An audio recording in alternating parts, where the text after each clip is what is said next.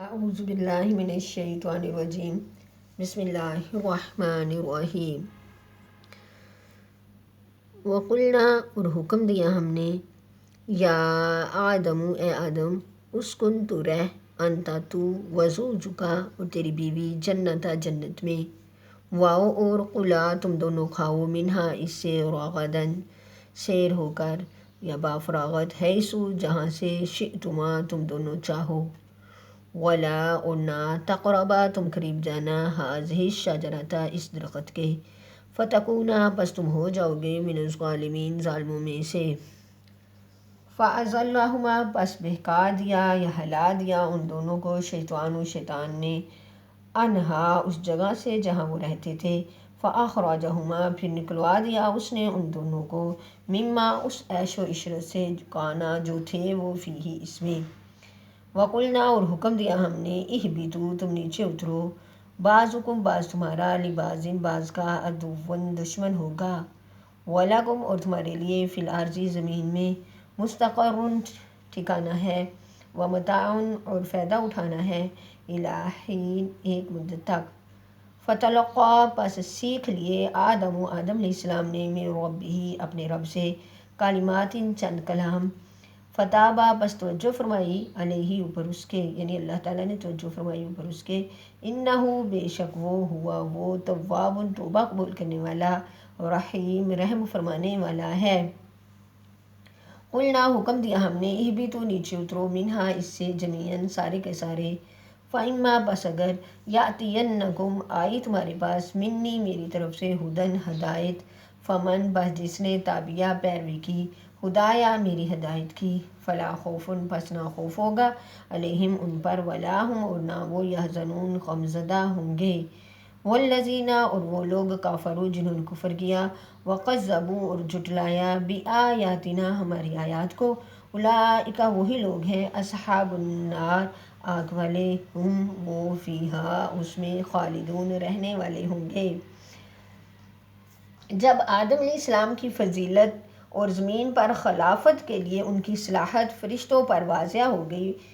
تو انہوں نے تسلیم کر لیا اور ابلیس نے اپنے تکبر کی وجہ سے انکار کیا اور وہ کافر ہو کر جنت سے نکال دیا گیا۔ تو آدم علیہ السلام اور ان کی بیوی حضرت حوا علیہ السلام کو یہ حکم ملا کہ تم دونوں جنت میں رہو اور اس کی نعمتوں سے فائدہ اٹھاؤ، مگر ایک مخصوص درخت کے لیے یہ ہدایت کی کہ اس کے پاس نہ جانا، یعنی اس کے کھانے سے مکمل پرہیز کرنا۔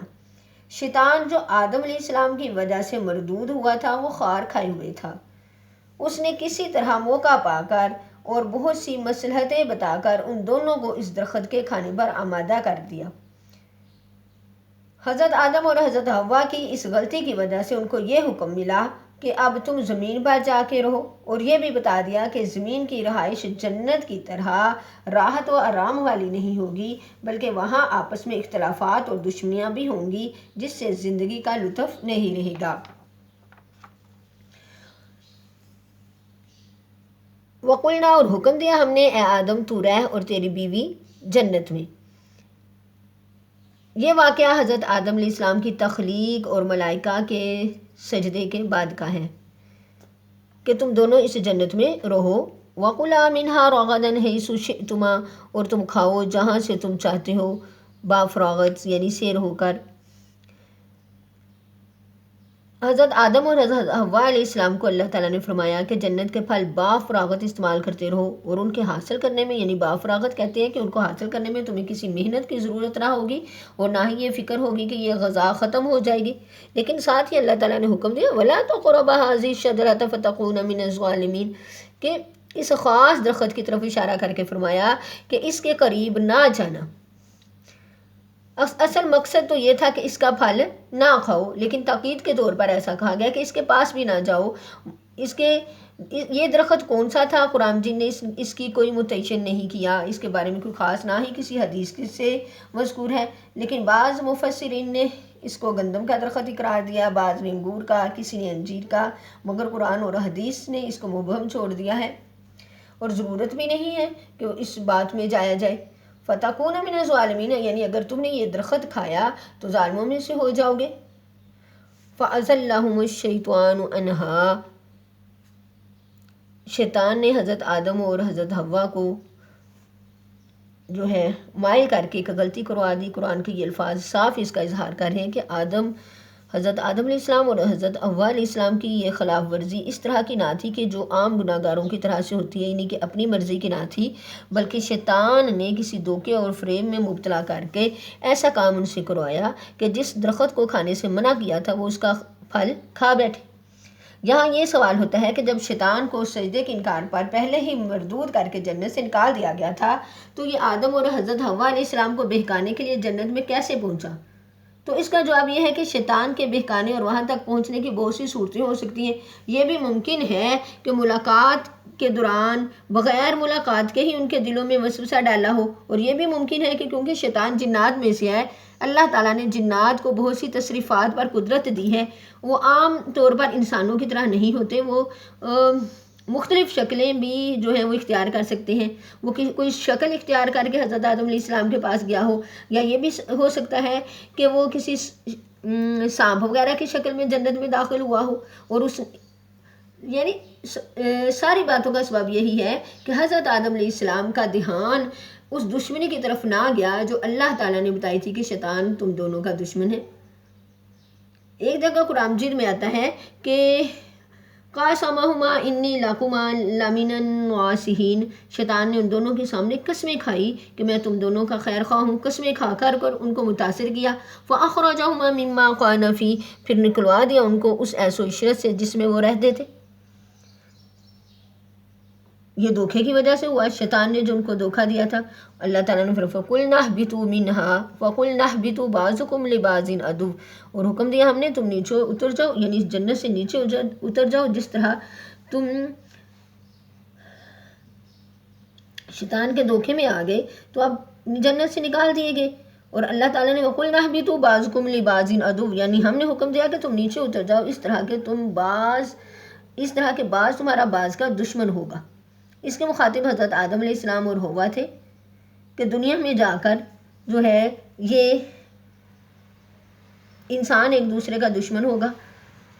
سزا ایک تو دو سزائیں ملی، ایک جنت سے نکال دینے کی، دوسرا ساتھ یہ بھی کہ آپ کی اولاد کے درمیان دشمنی ہوگی۔ ظاہر ہے کہ اولاد کے درمیان جب دشمنی عداوت آ جائے تو والدین کی زندگی کا سکون لطف ختم ہو جاتا ہے۔ وَلَكُمْ فِي الْأَرْضِ مُسْتَقَرٌّ وَمَتَاعٌ إِلَىٰ حِينٍ، ساتھ ہی یہ بھی ہدایت فرما دی، یعنی آدم اور حوا علیہ السلام کو یہ بھی ارشاد ہوا کہ تم کو زمین پر کچھ عرصہ ٹھہرنا ہے، ایک مقرر مدت تک کام چلانا ہے، یعنی زمین پر بھی جا کر تم کو آرام نہیں ملے گا، کچھ مدت کے بعد اس زمین کو اس گھر کو بھی چھوڑنا پڑے گا، ہمیشہ کے لیے تم لوگ وہاں نہیں جا رہے۔ آگے اللہ تعالیٰ فرماتے فَتَلَقَّىٰ آدَمَ مِن رَبِّهِ كَلِمَاتٍ، یعنی حضرت آدم علیہ السلام نے فتلقى سیکھ لیے آدم علیہ السلام نے اپنے رب سے چند کلام۔ یہاں سے مراد اللہ تعالیٰ کی طرف سے جب ان کو توبہ کے کلامات کی تلقین کی گئی تو آدم علیہ السلام نے بڑے اہتمام سے، محبت سے، بڑی جستجو سے ان کو سیکھا اور قبول کیا۔ کلمات یعنی کہ وہ کلام کون سے تھے تو قرآن مجید میں ہی آگے ذکر آتا ہے، ایک جگہ معقول ہے کہ ربنا ظلمنا انفسنا وان لم تغفر لنا وترحمنا لنکونن من الخاسرین، یہ وہ آیت تھی، یہ وہ کلام تھے جو حضرت آدم علیہ السلام نے اللہ تعالیٰ سے سیکھے اور توبہ کی۔ اب توبہ کے اصل معنی رجوع کرنے کے ہیں۔ جب توبہ کی نسبت بندے کی طرف سے کی جاتی ہے تو اس کے معنی تین چیزوں کا مجموعہ ہوتے ہیں۔ اول یہ کہ اپنے کیے ہوئے گناہ کو گناہ سمجھتا ہو اور اس پر نادم اور شرمندہ ہو، اپنی غلطی کو غلطی سمجھے اور اس پر نادم اور شرمندہ ہو۔ دوسرا، اس گناہ کو بالکل چھوڑ دے۔ تیسرا، آئندہ کے لیے دوبارہ نہ کرنے کا پختہ ارادہ اور عزم کرے۔ اگر ان تینوں چیزوں میں سے ایک بھی کم ہوئی تو توبہ نہیں ہے۔ اس سے معلوم ہوا کہ مخصوص زبان سے اللہ توبہ کے الفاظ بول دینا نجات کے لیے کافی نہیں ہے جب تک یہ تینوں چیزیں جمع نہ ہو، یعنی کہ اپنے گناہ پر ندامت ہونا اور اس کو ترک کر دینا اور آئندہ اس گناہ کے نہ کرنے کا پختہ ارادہ کرنا کہ آئندہ یہ کام نہیں ہوگا۔ آگے اللہ تعالیٰ فرما رہے انہو بے شک ہوا وہ تواب، توبہ قبول کرنے والا، رحیم رحم فرمانے والا ہے۔ اس آیت سے معلوم ہوتا ہے کہ توبہ قبول کرنا اور گناہ معاف کرنے کا اختیار سوائے اللہ تعالیٰ کے کسی اور کو نہیں ہے۔ یہودی اور عیسائی اس قاعدے سے غفلت کی بنا پر سخت فتنے میں مبتلا ہیں۔ پادریوں اور پیروں کے پاس جاتے ہیں اور ان کو کچھ ہدیہ دے کر اپنے گناہ معاف کروا لیتے ہیں اور سمجھتے ہیں کہ انہوں نے معاف کر دیا تو اللہ کے نزدیک بھی معاف ہو گیا۔ آج بھی بہت سے ناواقف مسلمان اس طرح کے غلط اور خام عقیدے رکھتے ہیں جو سراسر غلط ہیں۔ کوئی عالم یا مرشد کسی کے گناہ کو معاف نہیں کروا سکتا، زیادہ سے زیادہ یہ ہے کہ وہ دعا کر سکتا ہے۔ قُلْ اهْبِطُوا مِنْهَا، جیسے اوپر پہلے ذکر تھا کہ قُلْ اهْبِطُوا، حکم دیا ہم نے تم نیچے اترو اس سے سارے کے سارے۔ فَإِمَّا يَأْتِيَنَّكُم مِّنِّي هُدًى فَمَن تَبِعَ، یعنی جس نے، پس اگر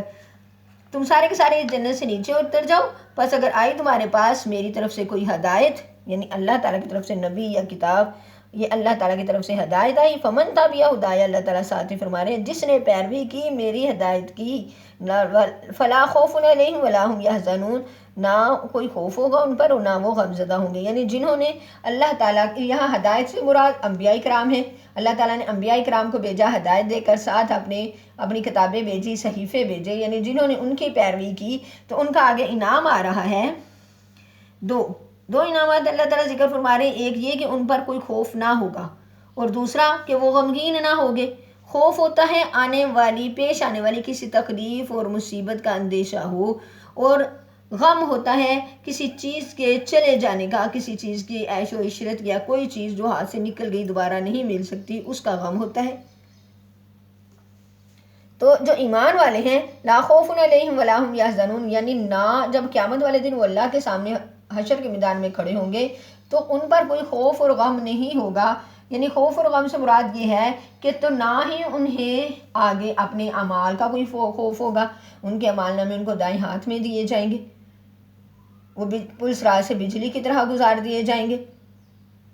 کوئی ان کو اس بات کا خوف نہیں ہوگا کہ آگے ان کے ساتھ کیا معاملہ ہوگا، وہ خوش اور مسرور ہوں گے، اور نہ کوئی ان کو غم ہوگا کہ کاش ہم دنیا میں کچھ نیک عمل کر لیتے، کاش ہم نمازیں پڑھ لیتے، کاش ہم جو ہے نبیوں کی پیروی کر لیتے، جیسا کہ کافر کہیں گے اس وقت سارا دیکھ کے کہ کاش ہم نے بھی پیروی کی ہوتی رسول کی۔ یہ ہوتا ہے غم، یعنی کہ دنیا میں جو برے عمل کیے، جو دنیا میں نیک عمل نہ کر سکے، اس کا ماضی کا غم اور حال میں مستقبل کا خوف ہوتا ہے۔ آگے اللہ تعالیٰ آیت میں فرما رہے ہیں، آخری آیت، والذین کفروا، اور وہ لوگ جنہوں نے کفر کیا اور جھٹلایا ہماری آیت کو، اولئک اصحاب النار هم فیہا خالدون،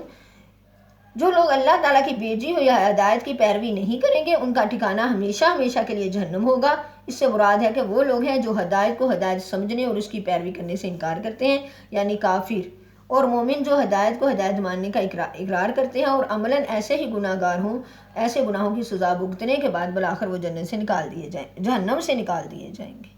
السلام علیکم ورحمۃ اللہ وبرکاتہ۔